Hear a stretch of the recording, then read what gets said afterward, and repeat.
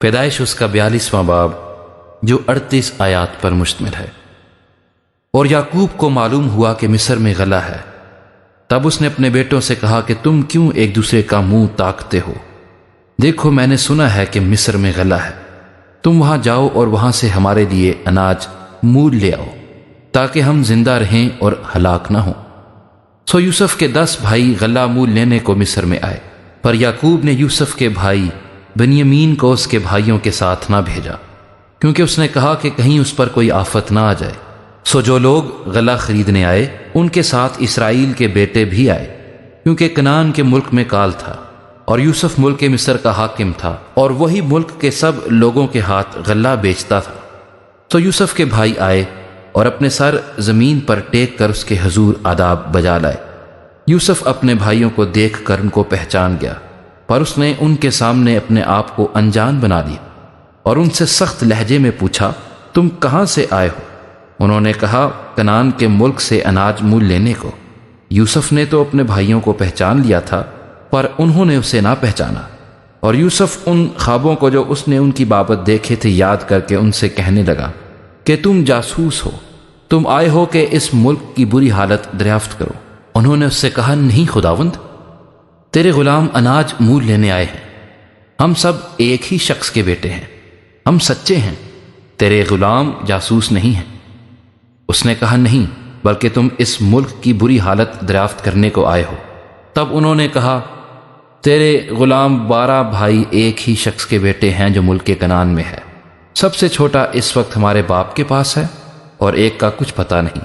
تب یوسف نے ان سے کہا، میں تو تم سے کہہ چکا کہ تم جاسوس ہو، سو تمہاری آزمائش اس طرح کی جائے گی کہ فرعون کی حیات کی قسم تم یہاں سے جانے نہ پاؤ گے جب تک تمہارا سب سے چھوٹا بھائی یہاں نہ آ جائے۔ سو اپنے میں سے کسی ایک کو بھیجو کہ وہ تمہارے بھائی کو لے آئے، اور تم قید رہو تاکہ تمہاری باتوں کی تصدیق ہو کہ تم سچے ہو یا نہیں، ورنہ فرعون کی حیات کی قسم تم ضرور ہی جاسوس ہو۔ اور اس نے ان سب کو 3 دن تک اکٹھے نظر بند رکھا، اور تیسرے دن یوسف نے ان سے کہا، ایک کام کرو تو زندہ رہو گے، کیونکہ مجھے خدا کا خوف ہے۔ اگر تم سچے ہو تو اپنے بھائیوں میں سے ایک کو قید خانے میں بند رہنے دو، اور تم اپنے گھر والوں کے کھانے کے لیے اناج لے جاؤ، اور اپنے سب چھوٹے بھائیوں کو میرے پاس لے آؤ، یوں تمہاری باتوں کی تصدیق ہو جائے گی اور تم ہلاک نہ ہوگے۔ سو انہوں نے ایسا ہی کیا، اور وہ آپس میں کہنے لگے کہ ہم دراصل اپنے بھائی کے سبب سے مجرم ٹھہرے ہیں، کیونکہ جب اس نے ہم سے منت کی تو ہم نے یہ دیکھ کر بھی کہ اس کی جان کیسی مصیبت میں ہے اس کی نہ سنی، اس لیے یہ مصیبت ہم پر آ پڑی ہے۔ تب روبن بول اٹھا، کیا میں نے تم سے نہ کہا تھا کہ اس بچے پر ظلم نہ کرو، اور تم نے نہ سنا؟ سو دیکھ لو، اب اس کے خون کا بدلہ لیا جاتا ہے۔ اور ان کو معلوم نہ تھا کہ یوسف ان کی باتیں سمجھتا ہے، اس لیے کہ ان کے درمیان ایک ترجمان تھا۔ تب وہ ان کے پاس سے ہٹ گیا اور رویا، اور پھر ان کے پاس آ کر ان سے باتیں کیں، اور ان میں سے شیمعون کو لے کر ان کی آنکھوں کے سامنے اسے بندھوا دیا۔ پھر یوسف نے حکم کیا کہ ان کے بوروں میں اناج بھریں، اور ہر شخص کی نقدی اسی کے بورے میں رکھ دیں، اور ان کو زیادہ راہ بھی دے دیں۔ چنانچہ ان کے لیے ایسا ہی کیا گیا، اور انہوں نے اپنے گدھوں پر غلہ لاد لیا اور وہاں سے روانہ ہوئے۔ جب ان میں سے ایک نے منزل پر اپنے گدھے کو چارہ دینے کے لیے اپنا بورا کھولا تو اپنی نقدی بورے کے منہ میں رکھی دیکھی۔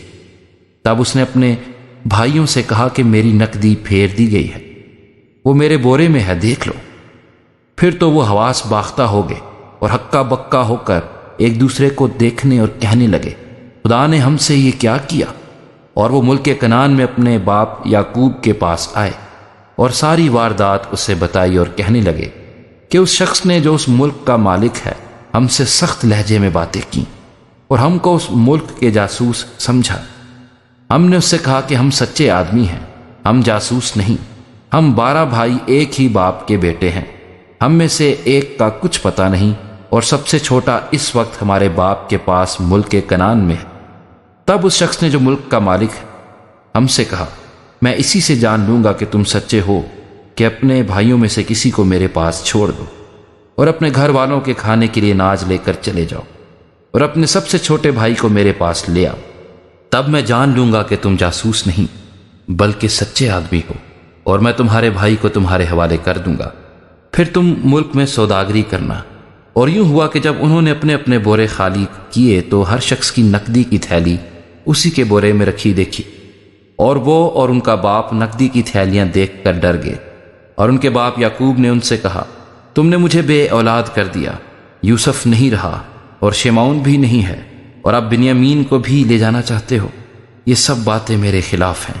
تب روبن نے اپنے باپ سے کہا، اگر میں اسے تیرے پاس نہ لے آؤں تو میرے دونوں بیٹوں کو قتل کر ڈالنا، اسے میرے ہاتھ میں سونپ دے اور میں اسے پھر تیرے پاس پہنچا دوں گا۔